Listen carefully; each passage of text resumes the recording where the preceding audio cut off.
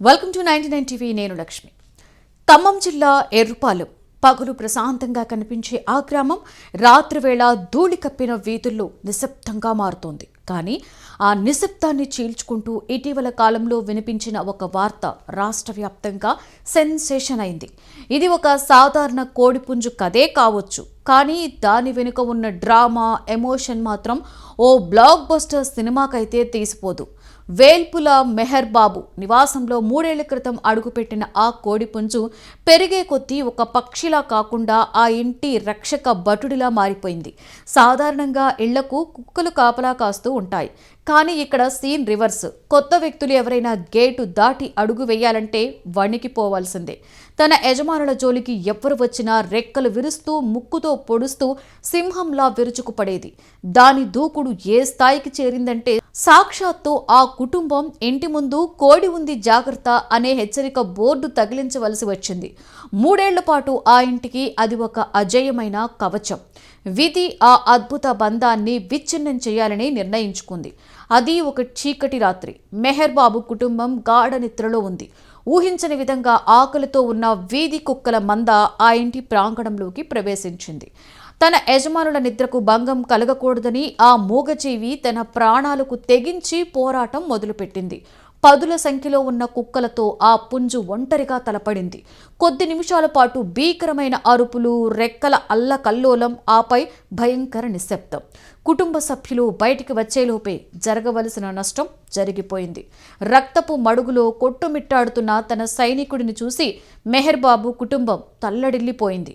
గాయపడిన ఆ జీవిని బ్రతికించుకోవడానికి వారు చేసిన ప్రయత్నాలు ఫలించలేదు. ఆ పుంజు ప్రాణం విడిచిపోయింది. అయితే ఇక్కడే అసలైన ట్విస్ట్ మొదలైంది. దానిని కేవలం ఒక మాంసపు ముద్దగా చూడకుండా తమ ఇంటి పెద్ద కొడుకులా భావించిన ఆ కుటుంబం మనుషులకు నిర్వర్తించే రీతిలోనే అంత్యక్రియలకు సిద్ధమైంది. హిందూ సాంప్రదాయం ప్రకారం శాస్త్రోక్తంగా పాడెకట్టి ఊరేగింపుగా శ్మశాన వాటికకు తీసుకువెళ్లారు. కర్మకాండలు, పూజలు, నీరు చల్లడం ప్రతిదీ ఒక మనిషికి చేసినట్లుగానే అత్యంత భక్తి శ్రద్ధలతో నిర్వహించారు.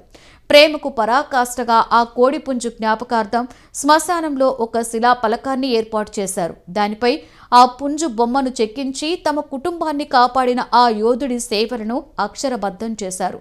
దశదిన కర్మ రోజున ఆ కుటుంబం గ్రామంలో పెద్ద ఎత్తున విందు ఏర్పాటు చేసి ఆ కోడిపుంజుతో తమ అనుబంధాన్ని చాటుకున్నారు.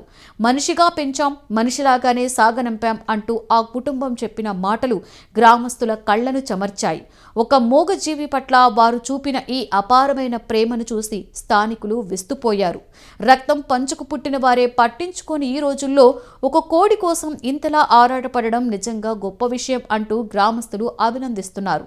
మనుషులతో పోలిస్తే ఈ కోడిపుంజు నిజంగా విశ్వసనీయమైన గార్డులా వ్యవహరించిందని పొరుగువారు కూడా గుర్తు చేసుకున్నారు. ప్రేమకు భాష లేదని, ప్రాణం విలువ ఏ జీవికైనా ఒక్కటేనని ఎర్రుపాలెం సంఘటన మరొకసారి నిరూపించింది. నేడు ఆ ఇంటి ముందు ఆ పాత బోర్డు కోడి ఉంది జాగ్రత్త అలాగే వేలాడుతోంది. కానీ దాని వెనుక ఉన్న ఆ విలక్షణమైన జీవం మాత్రం శాశ్వతంగా సెలవు తీసుకుంది. ఎర్రుపాలెం గ్రామ చరిత్రలో ఈ పుంజు మరణం ఒక మాయని గుర్తుగా మిగిలిపోయింది.